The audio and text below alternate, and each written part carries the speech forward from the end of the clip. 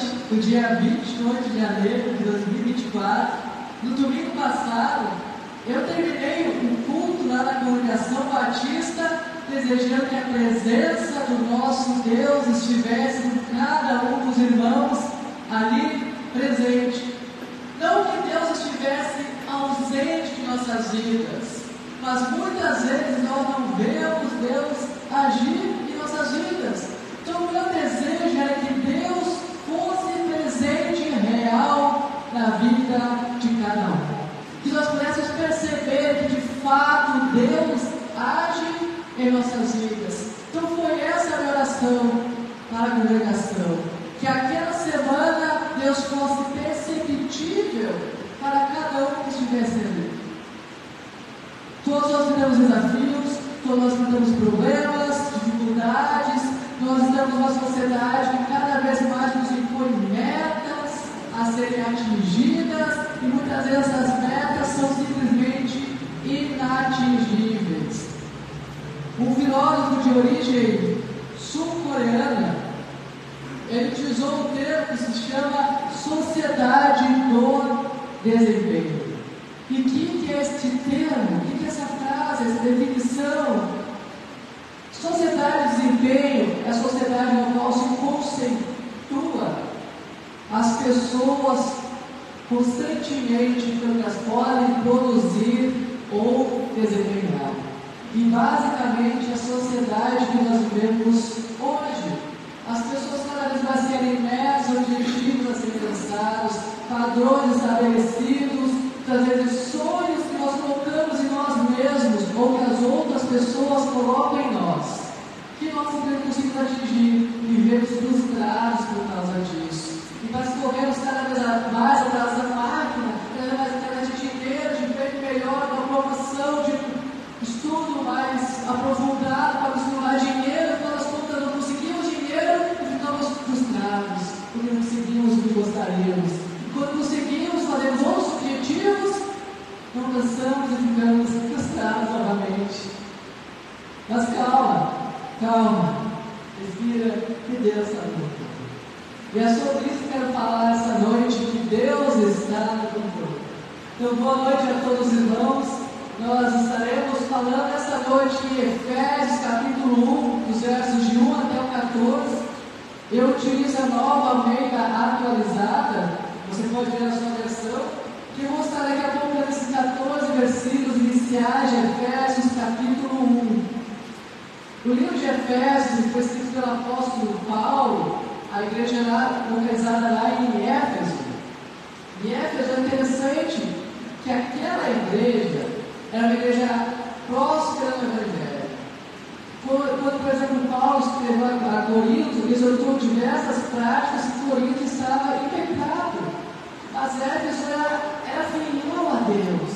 Então Paulo está escrevendo essa carta aqui, enquanto ele estava na prisão, em Roma, provavelmente em 60, 62, exortando a igreja não a que estava ruim, mas a melhorar aquilo que já estava bom, a unir mais para que ser eleitos de Deus e viverem amor por causa disso, exortando eles a caminharem mais profundamente com Deus. Não que não fizessem, mas que podiam melhorar. Nós podemos ver nessa noite, a partir de Efésios capítulo 1, que tudo está sob controle do nosso Deus. Não há nada que está fora do seu conhecimento, não há nada fora da sua mão. Mas é comum nós acharmos que as coisas estão fora do controle. Mas a pergunta que devemos fazer: fora do controle de quem? De Deus, não é? Porque Deus ainda tem e sempre terá tudo sob o controle dele. Então podemos descansar no nosso Deus, porque tudo está no controle dele. Nenhuma poeira se levanta sem Deus saber, que está dentro do plano de Deus. É claro que isso não anula a nossa liberdade de escolha, nossa liberdade moral, a nossa responsabilidade.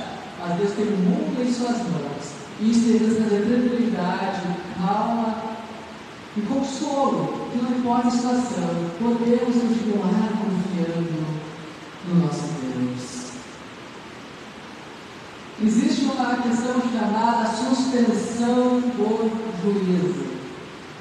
O que é a suspensão do juízo?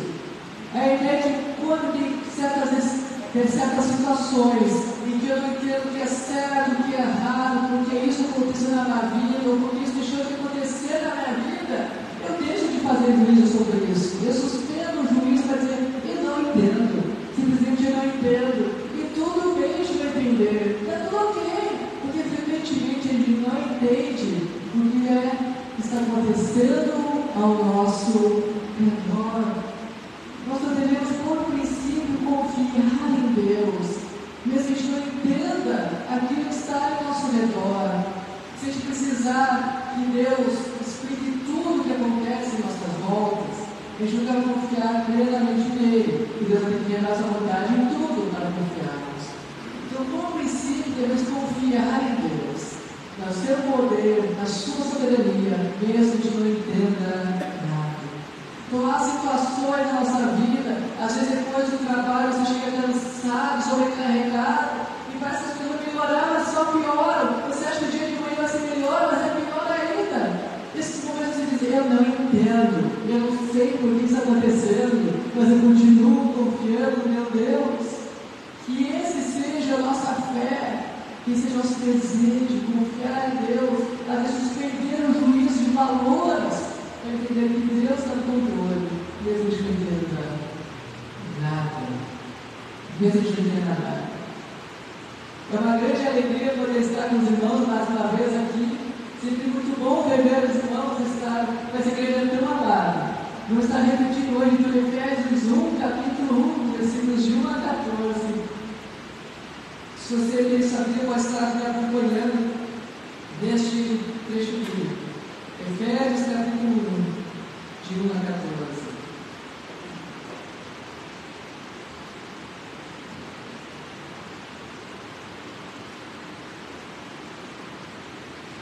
Diz assim: Paulo, apóstolo de Cristo Jesus, pela vontade de Deus, aos santos que vivem em Éfeso e são fiéis em Cristo Jesus. Que a graça e a paz de Deus, nosso Pai, do Senhor Jesus Cristo, estejam com vocês. Bendito seja o Deus e Pai de nosso Senhor Jesus Cristo, que nos abençoou com todas as bênçãos espirituais nas regiões celestiais em Cristo. Antes da fundação do mundo, Deus nos escolheu nele, para sermos santos e irrepreensíveis diante dele. Em amor nos predestinou para ele, para sermos adotados como seus filhos.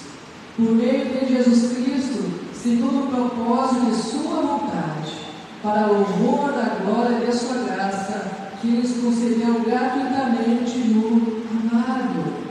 Nele recebemos a redenção, pelo seu sangue, a remissão dos pecados, segundo a riqueza da sua graça, que Deus derramou abundantemente sobre nós, em toda a sabedoria e entendimento. Verso 9: Ele nos revelou o mistério da sua vontade, segundo o seu propósito que ele apresentou em Cristo, de fazer convergir nele, na dispensação da plenitude dos tempos, todas as coisas, tanto as do céu como as da terra. Em Cristo fomos também feitos herança, predestinados segundo o propósito daquele que faz todas as coisas conforme o conselho da sua vontade, a fim de sermos para o louvor da sua glória. Nós, os de antemão, esperamos em Cristo. Nele também vocês, depois que ouviram a palavra da verdade, o evangelho da salvação, tendo nele também crido, receberam o selo do Espírito Santo da promessa. O Espírito é o penhor da nossa herança até o resgate da sua propriedade em louvor da salvação. Vamos orar, irmãos. Pai, muito obrigado porque podemos aqui ler livremente a tua palavra, Senhor. Muito obrigado pela verdade do culto que temos esta noite. Muito obrigado por cada pessoa que está aqui presente, Senhor. Eu te peço agora, especialmente por este momento, nós estaremos meditando, estudando a tua palavra, Senhor. Trabalhe nossos corações para sermos moldados conforme a tua boa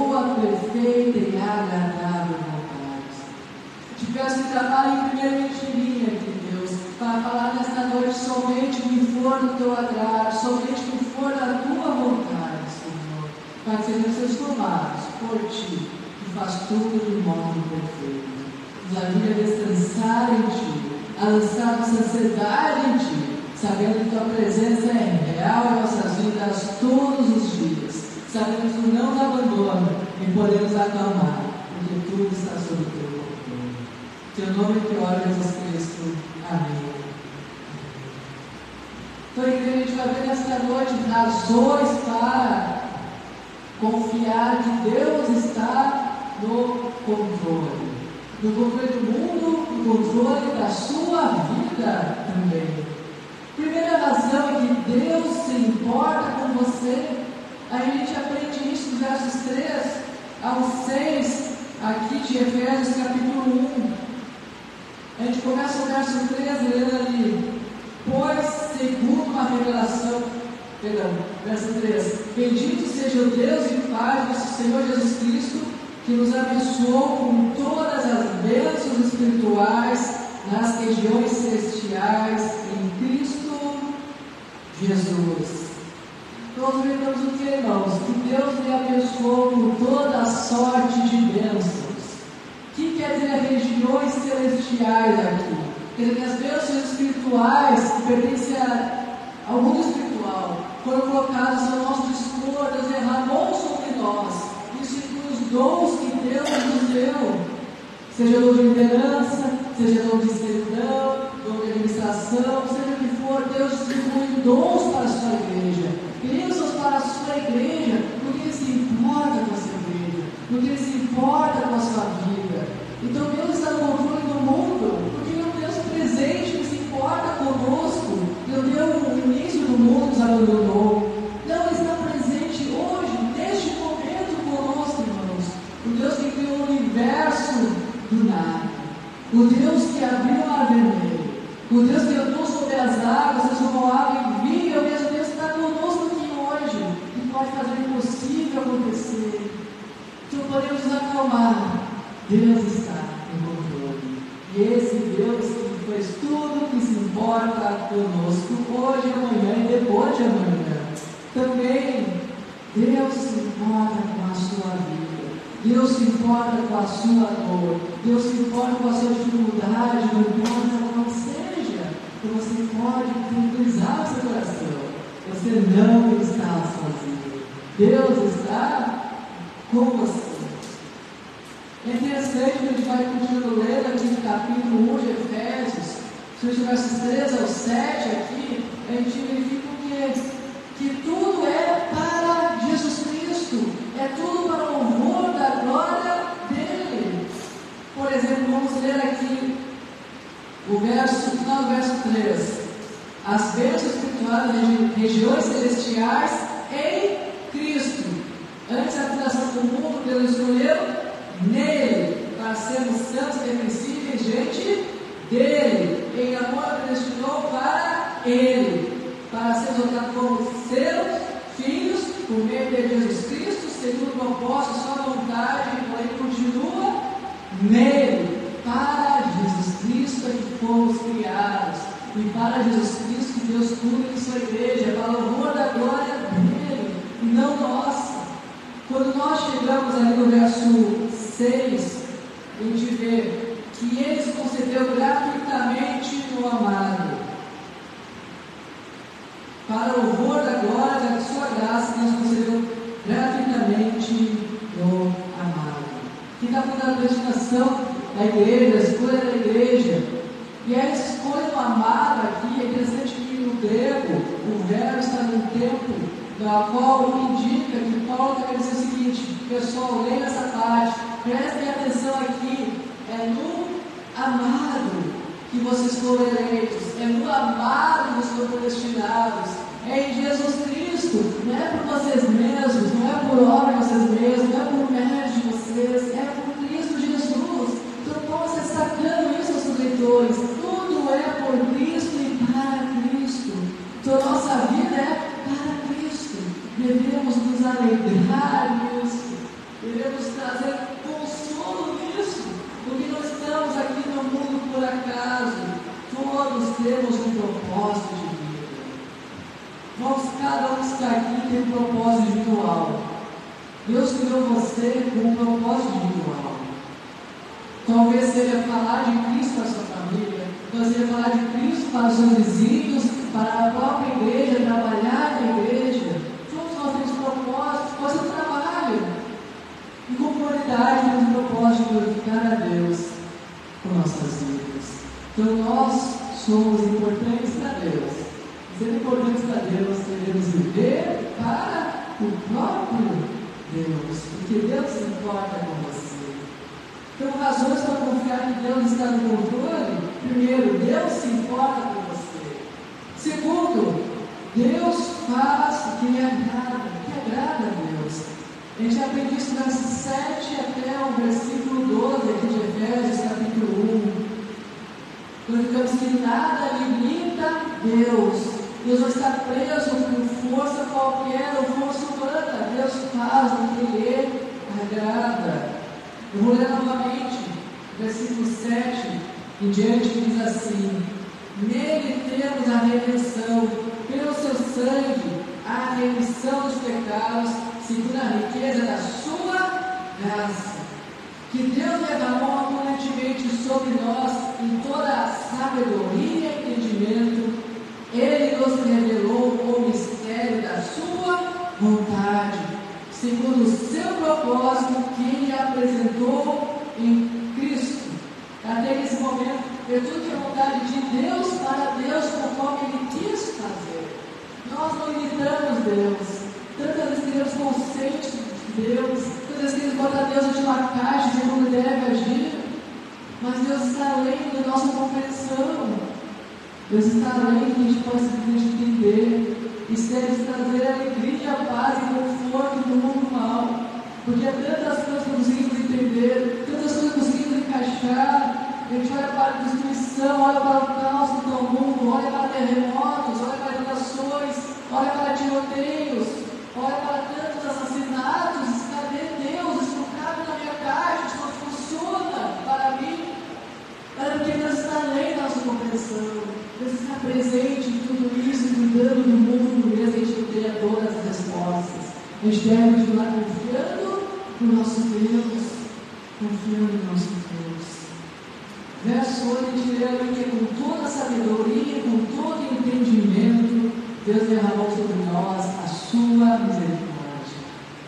Deus sabe quem somos. Deus sabe que somos pecadores, Deus sabe que somos falhos, Deus sabe que fracassamos, Deus sabe que erramos.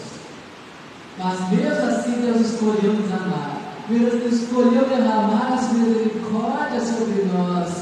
Mesmo assim, Deus escolheu nos tirar do domínio das trevas de Satanás e se transportar para o seu reino da luz, para o reino de Cristo Jesus, com toda a sabedoria que Ele tem. Talvez se você fosse olhar para as pessoas e fosse medir as pessoas, vai ser assim: aquela pessoa vai ser salva, aquela outra não merece ser salva, aquela outra não merece Jesus Cristo, porque é uma pessoa ruim, que já fez isso e aquilo outro em sua vida. Mas a verdade é que ninguém de nós merece a salvação. Mas em sua sabedoria, Deus decidiu nos salvar todo aquele que crê em Jesus Cristo como seu Salvador e se arrepende dos seus pecados, porque toda a autoridade, todo o controle do mundo pertence ao nosso Deus e não a nós. Isso deve trazer tranquilidade. Então acalme-se, porque Deus continua no controle do mundo, mesmo que não entenda o que está acontecendo. Somos salvos por Ele.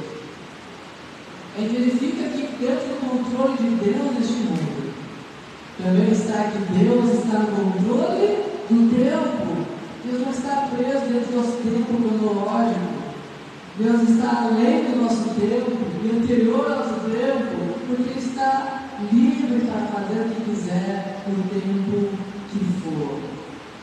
No verso 10 de Efésios 1 nós lemos: de fazer convergir nele, na dispensação da plenitude dos tempos, todas as coisas, tanto as do céu como as da terra.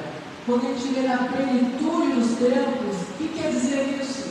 Quer dizer, no tempo certo, escolhido, determinado por Deus, Deus fez as coisas acontecer. acontecerem. Ele morreu na cruz e ressuscitou no tempo certo. Você foi salvo no tempo certo.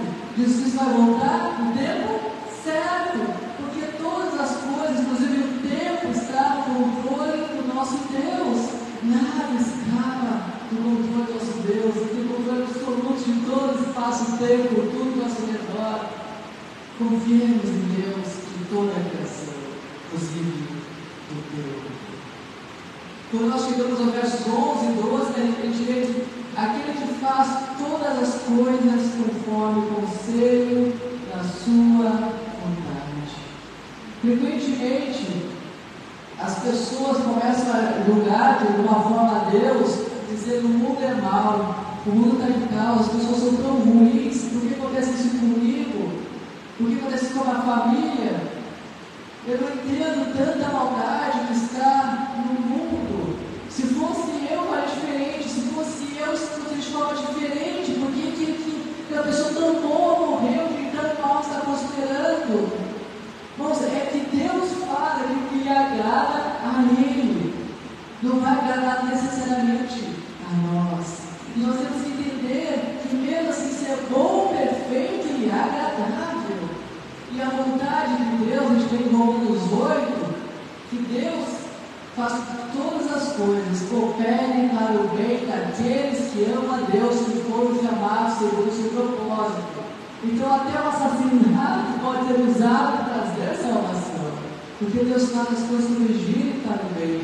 A gente pode descansar que talvez você perder o emprego, você ter uma enchente em sua casa, pode parecer um caos, mas de alguma forma é para o seu bem, porque Deus faz todas as coisas para o nosso bem, mesmo aqui nos nossos olhos, a pior das coisas que poderia acontecer, Deus está usando isso para o seu bem.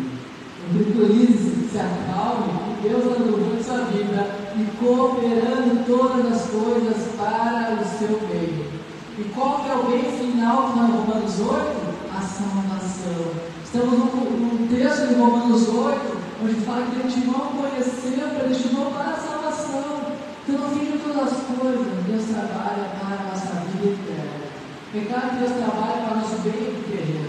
Deus não quer pessoas tristes, mas além disso, há algo superior, que é a vida eterna. Então, tudo coopera para a salvação. Para a salvação. Existem coisas na nossa vida que certamente vão acontecer. Por exemplo, envelhecer. Todos nós vamos envelhecer. Na realidade, já estamos envelhecendo. Até eu terminar essa frase, você é mais velho quando eu comecei essa frase. Isso é certo. Todos nós estamos envelhecendo e vamos continuar a envelhecer até que Deus nos chame para o céu. Mas existem coisas que nós não sabemos se vão ou não vão acontecer em nossas vidas, que é chamado coisas que são da ordem da contingência. O que é isso, ordem da contingência? São coisas que podem ou não podem acontecer conforme a situação que está ao nosso redor. Por exemplo, pode ser que essa semana você consiga um emprego, pode ser que não. Pode ser que essa semana você seja promovido em seu emprego, pode ser que não. Pode ser que essa semana você seja curado da doença, pode ser que sim, pode ser que não, pode ser que você fique doente ainda mais. Nós não sabemos de tantas coisas que acontecem no nosso dia, se pode ou não pode acontecer dependendo da situação que estamos inseridos. E dentro de tanta coisa que acontece ao nosso redor, nós tentamos criar uma imagem de quem Deus é.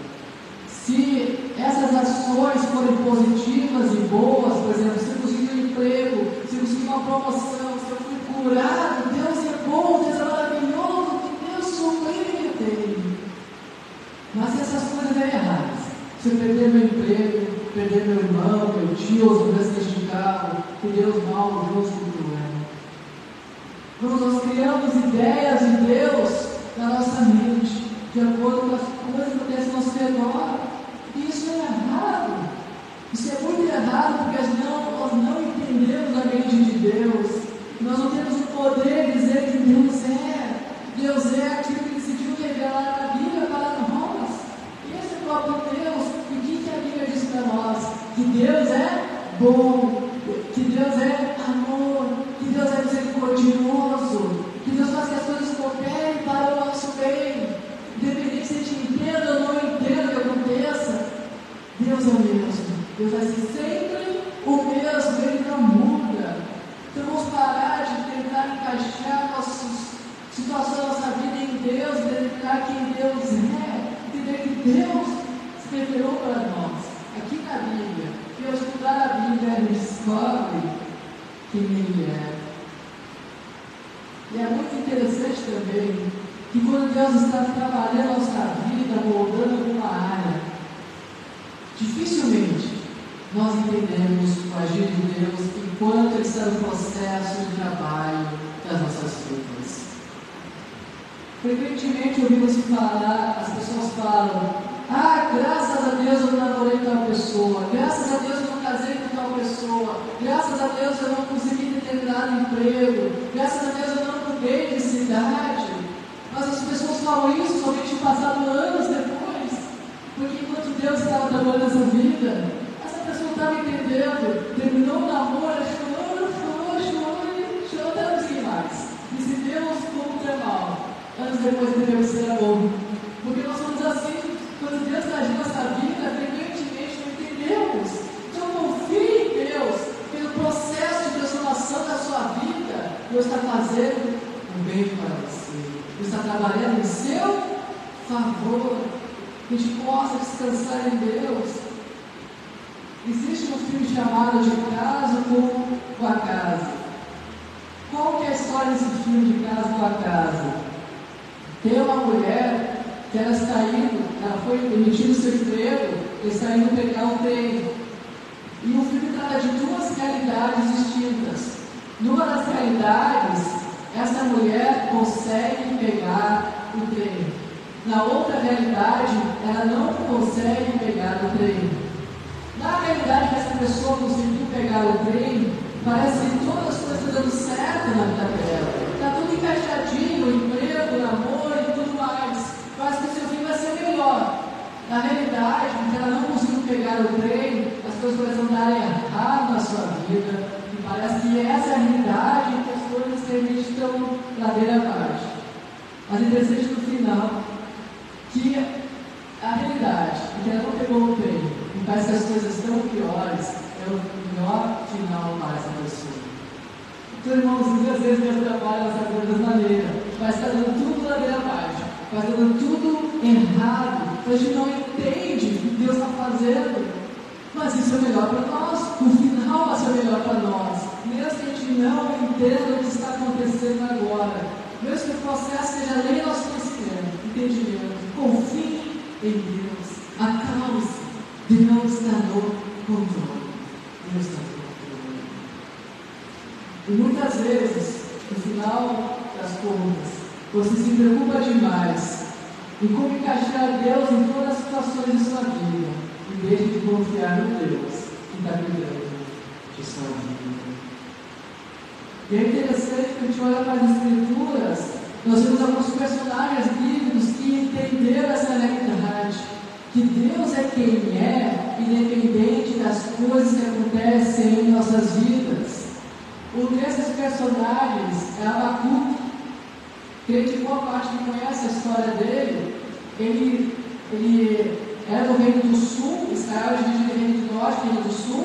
O Reino do Sul era Judá e Benjamim, e o Reino do Sul, na qual Abacuque fazia parte, ia ser atacado pelos babilônios. Ele era um povo infiel, mas ele era temente a Deus.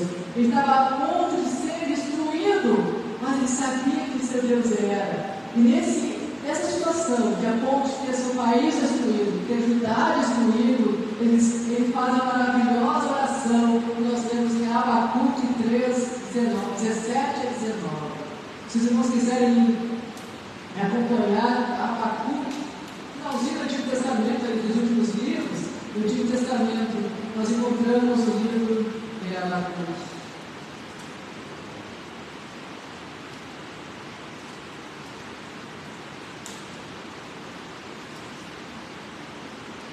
Nós temos Miqueias, Naum, Abacuque. Nós vamos ler Abacuque capítulo 3, versos 17 ao 19. Abacuque 3.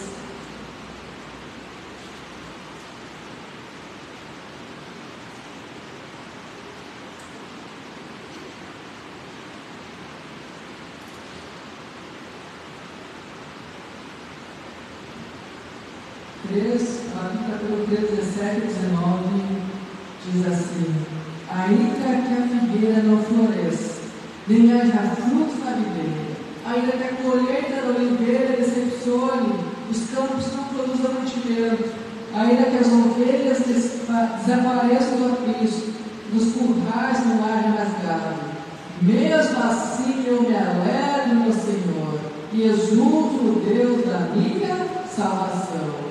O Senhor Deus é a minha fortaleza, Ele dá aos meus pés a ligeireza das costas e me faz andar nas minhas alturas.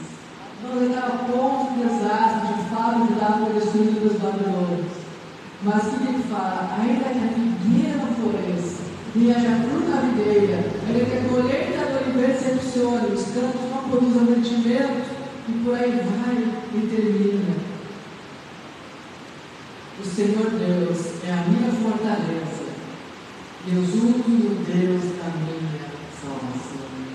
Que cada um possa ter essa mesma fé que ela tinha, que mesmo que tudo der errado, ele se alegre no Deus da nossa salvação. Um outro personagem bíblico em memória que entendeu que tinha que confiar em Deus, mesmo nas piores situações, é o apóstolo Paulo. Ele dedicou sua vida a Deus completamente. E ele sofreu tantas coisas por isso. Infelizmente, muitas pessoas pregam que quanto mais dedicar nossa vida a Deus, mais prósperos nós seremos. Nós não olhamos para a Bíblia, gente, isso não é verdade. Dedicando a vida a Deus, em vez de simplesmente esperar que vai ser próspero, esperar que as possibilidades estão no Senhor Jesus Cristo. E aqui enfrentaremos tribulações. E o apóstolo Paulo entendeu isso. Nós estamos em 2 Coríntios 11, 24 a 27. 2 Coríntios 11, 24 a 27.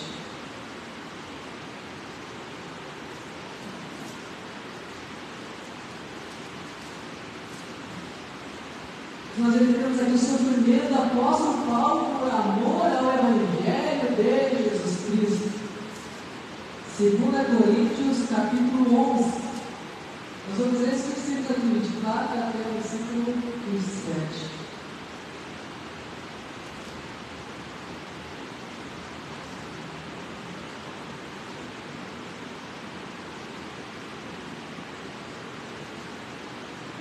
Diz assim o texto dele: 5 vezes recebi dos judeus 40 açoites, menos 1. 3 vezes fui açoitado com varas, 1 vez fui apedrejado, 3 vezes naufraguei, fiquei uma noite e um dia boiando em alto mar, em viagens muitas vezes em perigos de rios, em perigos de assaltantes, em perigos entre patrícios, em perigo entre gentios, em perigo na cidade, em perigo do deserto, em perigos do mar, em perigos entre falsos irmãos, em trabalhos e fadigas, em vigílias, muitas vezes em fome e sede de Jesus, em jejum, muitas vezes em frio e nudez. O apóstolo Paulo não falou, o apóstolo Paulo passou fome, o apóstolo Paulo passou nudez, o apóstolo Paulo foi açoitado tantas vezes. E mesmo assim, mesmo que o apóstolo Paulo aqui fala: tudo posso naquele que me fortalece. Tudo eu posso enfrentar em Jesus Cristo, porque Ele que me fortalece. Eu me alegrarei no Deus da minha salvação. O apóstolo que passou tudo isso é aquele que se alegra em Deus. Aquele que já falou 3 vezes, porque se alegra em Deus. Porque possamos alegrar em Deus da nossa salvação. Não fique tranquilo, acalme-se, Deus está no controle da sua vida. E a terceira razão para você confiar que Deus está no controle é que o Espírito Santo é a garantia da sua salvação. Vamos voltar lá novamente para Efésios, Gálatas, Efésios Filipenses, Efésios capítulo 1, versículo 13 e 14, nós lemos o seguinte, Efésios 1, 13 e 14. Nele também vocês, depois que ouviram a palavra da verdade, o Evangelho da salvação, tendo nele também crido, receberam o selo do Espírito Santo da promessa. O Espírito é o penhor da nossa herança, até o resgate da sua propriedade e louvor da sua glória. Nós verificamos aqui que recebemos o selo do Espírito Santo quando somos salvos por Jesus Cristo. O que significa isso? Que nada pode tirar a nossa salvação, porque somos selados pelo próprio Deus, e o próprio Deus é a garantia dessa salvação. Irmãos, há algo superior ao nosso Deus? Não há. E se Ele garante a salvação, ninguém pode tirar ela.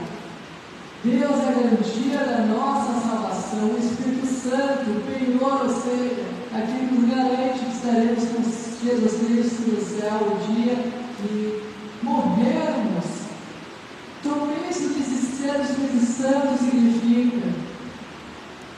A ideia de selo aqui que o apóstolo utiliza remete à ideia do Antigo Testamento, que quando o rei selava uma carta, ninguém podia abrir, que tinha o selo do rei. E essa é a ideia que, se somos selados pelo Espírito Santo de Deus, ninguém pode tirar esse selo. Então Deus se controle de tudo, inclusive da minha e da sua salvação, e Ele garante que estaremos no céu. Ele garante que todo aquele que entregar a vida para Jesus Cristo será salvo eternamente, porque Ele é o penhor da nossa salvação. Então descanse nisso. Quando enfrentar desafios, quando enfrentar oportunidades, saiba que Deus está contigo, garante a sua salvação, e use isso para pregar o Evangelho nas demais pessoas também, porque sabendo que elas creem em Jesus Cristo, arrependendo seus pecados, elas terão salvação. Então, irmãos, Jesus me conhece, Jesus me ama, e Jesus está presente hoje contigo, e vai estar amanhã. E é incrível como nós sabemos disso, mas frequentemente parece que esquecemos, e até o nosso linguajar reflete algo que talvez seja nosso inconsciente. Quantas vezes nós vamos orar a Deus e falamos: Deus, entrando em tua presença, eu venho pedir por tal coisa. Aí a pessoa continua: Deus, continuando em tua presença, eu venho pedir e agradecer por tal coisa. Só falta o outro dizer: Deus, seja na presença, eu peço por tal coisa. Porque a gente tem esse linguajar popular que parece que a gente tem que entrar na presença de Deus, buscar Ele, porque Ele está conosco. Quando a Bíblia revela que todo o tempo Deus está conosco, não importa a situação, quando a gente não veja Ele, nós podemos ter essa fé que Deus está conosco em todo o tempo.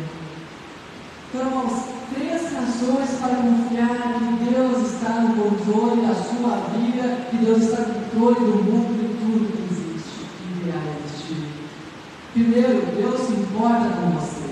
Deus se importa com cada um aqui esta noite, ou cada um que vai assistir essa mensagem na internet. E por isso Ele está presente, porque Ele se importa. Deus nos abandona, porque Ele se importa conosco. Deus faz o que lhe agrada, essa é a segunda razão porque Deus está no controle do mundo, e isso é muito bom, porque se depender da nossa vontade, nós teríamos destruído completamente tudo, inclusive a nós mesmos. E a terceira razão para você confiar que Deus está no controle de sua vida é que o Espírito Santo é a garantia da sua salvação. Não é se a gente teve um dia bom ou um dia ruim, a gente fez coisas boas ou coisas ruins, o Espírito Santo garante a nossa salvação. Então, o meu desafio nessa noite é que você se acalme, respire e tenha certeza, tudo está sob o controle do nosso Deus. Calma, Deus está no controle. Nossa vida é tão corrida, nós precisamos parar para enxergar a agir de Deus. Apenas Deus está agindo. Então, no dia de amanhã, depois de amanhã, você possa dizer: Deus está no controle disso, mesmo que eu não entenda. Vamos estar orando, irmãos. Se você fizer essa oração comigo, baixar sua cabeça, fechar seus olhos, essa oração comigo, pedindo confiança confiança e fé no Deus que tem tudo em suas mãos, inclusive a sua vida, o seu amanhã e depois do amanhã. Vamos estar orando. Ó Pai, muito obrigado, Senhor, por essa noite, muito obrigado por eles compartilhar a tua mensagem. Eu te peço, Senhor, que essa noite aumente a nossa fé. Aumente a nossa fé, porque tantas vezes somos fracos, não conseguimos confiar plenamente em Ti. Tantas vezes conseguimos acalmar e saber que Tu está no controle da situação. Tantas vezes, Senhor, perdemos a fé que Tu vai mudar a situação. Pai, nos dá fé, nos dá confiança, nos dá certeza absoluta que Tu não nos abandona. Senhor, nos ajude a ter cada vez mais certeza da Tua salvação. Nos ajude a ter cada vez mais certeza que o mundo não está no caos, mas Tu está no controle deste mundo, Senhor. Tu tens a plena confiança em Ti, Senhor, que da menor poeira que se levanta até o maior planeta deste universo está sob o Teu controle. Para que no dia de amanhã seja um dia que possamos viver em paz, alegria, testemunhando de Ti, porque temos a Tua presença em nós. Muito obrigado nessa noite, muito obrigado por cada um aqui, Senhor. Continue sempre abençoando ricamente esses irmãos, Senhor, ricamente a minha igreja batista em Cachoeira do Sul, com as mais ricas bênçãos que Tu podes dar, Senhor, derrame sobre a igreja, Senhor. Eu te peço, em nome de Jesus que oro. Amém e amém.